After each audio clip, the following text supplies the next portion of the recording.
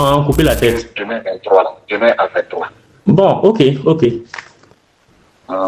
Demain à 23. Donc, il faut quand même à partir de demain là. Bonjour à tous, chers auditeurs d'Africa Sukisa, la voix du continent. Aujourd'hui, nous revenons sur un événement majeur qui secoue le Burkina Faso. L'arrestation de l'ancien président de la transition, Paul-Henri Damiba, extradé depuis le Togo vers Ouagadougou. Pour nous aider à comprendre cette affaire, ses implications pour les droits humains et la stabilité de la région, nous avons le plaisir d'accueillir M. Nabouchi Kabare. Il est le blogueur panafricain, l'activiste des droits humains et expert reconnu dans la région des Grands Lacs. M. Nabouchi Kabare, merci d'être parmi nous. Pour commencer, nous allons revenir sur les circonstances de cette arrestation car nos auditeurs veulent comprendre comment tout cela s'est déroulé. Monsieur Nabouchi Kabare, étant qu'expert régional, pouvez-vous nous expliquer comment et pourquoi Paul-Henri Damiba a été arrêté au Togo et extradé vers le Burkina Faso? Quelles répercussions cela pourrait-il avoir sur la stabilité de la région? Merci déjà à vous, je vous remercie de m'inviter une fois de plus au numéro de l'appel du dimanche. C'est toujours un grand plaisir et un honneur pour moi de faire le tour d'horizon avec vous et d'être l'heureux bénéficiaire du coup de fil de dimanche. Voyez-vous comment et pourquoi déjà, j'aimerais vous dire qu'il a été arrêté plus précisément le 17 janvier dans ses appartements luxueux à Lomé. Et très rapidement, il a été extradé le lendemain vers Ouagadougou, c'est-à-dire le 18 janvier. Il est accusé par l'État burkinabé, il est accusé d'avoir planifié une série de coups d'État contre le régime du capitaine Ibrahim Traoré. On lui accuse aussi de haute trahison, d'atteinte à la sûreté de l'État. Vous savez, ce sont des accusations graves, mais aujourd'hui, nous sommes dans l'observation parce que le Burkina va nous démontrer maintenant que son appareil judiciaire aussi marche et fonctionne.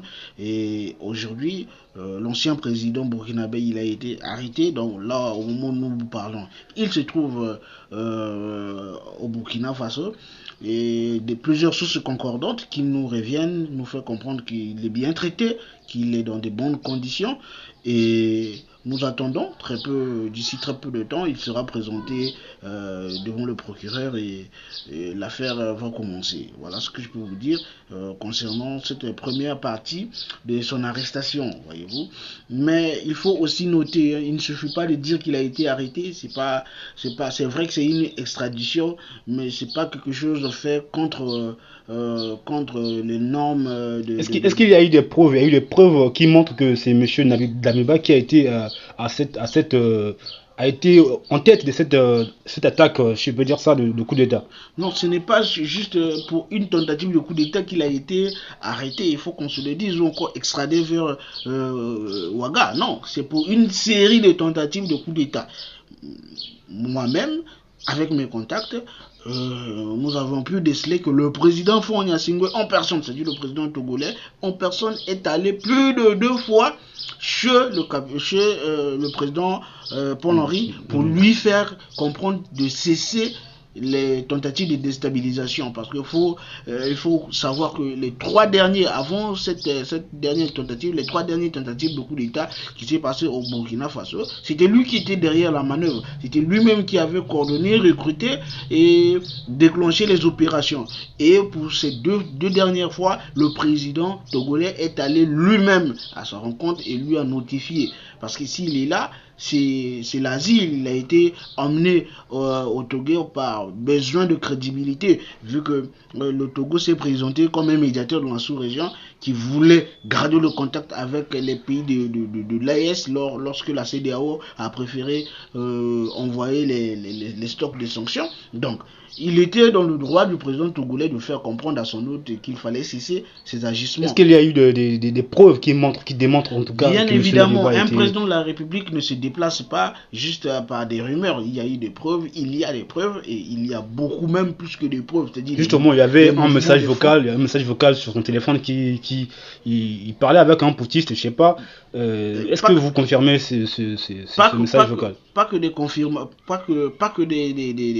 des informations sur les échanges téléphoniques qu'ils ont eu, lui et les poutistes ou encore les fouteurs de troubles. Non, mais il y a aussi des traces de mouvements de fonds, de l'argent. Il y a aussi des tentatives de corruption, où c'est lui-même qui était à la manœuvre, c'est-à-dire qu'ils ne se sont pas gênés de trouver une autre personne pour faire la commission, non, c'est lui-même qui était à la manœuvre derrière le téléphone, derrière les instigateurs et qui donnait même les orientations, voyez-vous. Donc, on lui a averti à 2 fois reprises par le président lui-même en personne. La 3e fois, il a été averti par les services de renseignement togolais, il n'a pas tenu compte de ces avertissements-là, et lorsqu'il a fait la 4e tentative, c'était la tentative de trop. Donc on lui a immobilisé chez lui dans sa résidence, dans une résidence chic d'ailleurs, et le 18 il a été extradé vers Ouaga. Ensuite, il est important d'aborder la question des droits humains et de la justice qui sont au cœur de cette affaire.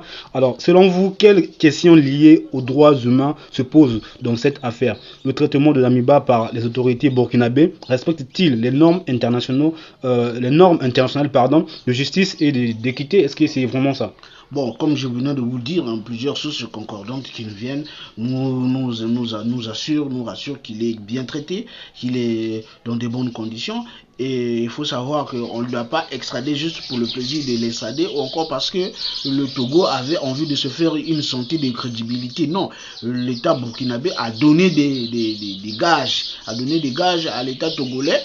On a promis qu'il ne sera pas condamné, un sujet condamné à mort. Donc déjà, il ne sera pas un sujet condamné à mort quoi qu'il arrive. Donc l'État burkinabé a déjà donné sa garantie qu'il ne sera pas condamné à mort, qu'il aura un procès équitable, c'est-à-dire qu'il aura droit à engager autant de conseils qu'il veut, c'est-à-dire des avocats, autant de conseils qu'il veut des avocats, et ça sera un procès équitable, un procès public qui sera rediffusé à la télévision nationale et consorts. Donc ça sera un procès équitable, ça respecte tous les droits humains et les droits civiques. Donc je pense que de ce côté-là, nous n'avons pas à craindre, parce que il faut qu'il y ait justice. Damiba, son envie de revenir au pouvoir n'est pas au-dessus de la volonté du pays, la volonté du Faso de se refaire une dignité et de progresser, de se développer, de se débarrasser des chaînes colonialistes. Parce que tout ce qu'il fait, vous vous en doutez, il y a des personnes qui l'encouragent, il y a des personnes qui l'entretiennent, il y a des personnes qui lui financent, il y a des personnes qui lui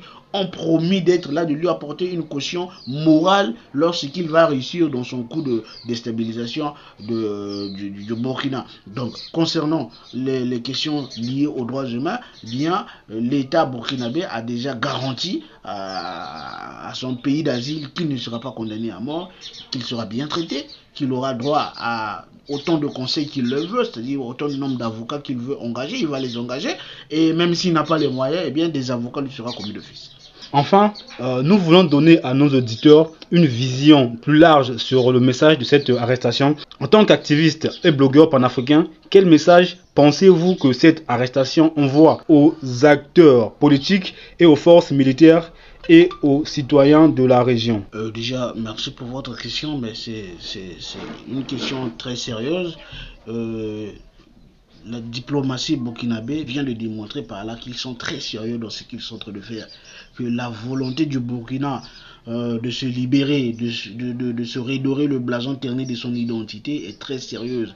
Et que le Burkina, même si vous vous trouvez à 10 000 lieues des frontières burkinabées, mais si vous organisez des tentatives de déstabilisation du Burkina, si vous êtes derrière ceux qui déstabilisent la quiétude de la population burkinabé, sachez que l'État burkinabé finira par mettre la main sur vous de toutes les manières qui sont possibles. Je pense que c'est une victoire pour le régime Traoré, sinon pour le capitaine Ibrahim Traoré, cette extradition du président Paul-Henri Damiba, et c'est aussi stratégique pour son pouvoir. C'est-à-dire que désormais, encore dorénavant, les gens doivent savoir que le Burkina a les moyens, ou encore les pays de l'AES ont aussi les moyens diplomatiques de mettre la main sur une personne, quel que soit là où il se trouve, quel que soit le pays où il se trouve. Aujourd'hui, toutes ces personnes-là et tous ces gens-là qui sont des oiseaux de mauvais augure, qui prédisent la fin du régime, qui prédisent l'échec de la révolution progressiste et populaire, doivent savoir qu'ils ne sont pas exonéré d'une... Donc pensez-vous qu'il n'y aura plus de coup d'État au Burkina Faso? Si, il y en aura, parce que celui qui déstabilise, celui qui cherche à déstabiliser le pouvoir burkinabé, c'est pas Paul-Henri Damiba. Celui qui cherche à déstabiliser le pouvoir burkinabé, c'est la France, qui est aujourd'hui représentée en Afrique par le président ivoirien Alassane Ouattara. Donc, c'est vrai que la carte Damiba n'a pas marché, oui, mais ils vont pas pour autant baisser les bras. Ils vont utiliser plusieurs stratégies, plusieurs manèges à leur disposition pour arriver à leur fin. Ces gens-là ne lâchent jamais l'affaire tant qu'ils n'ont pas eu raison.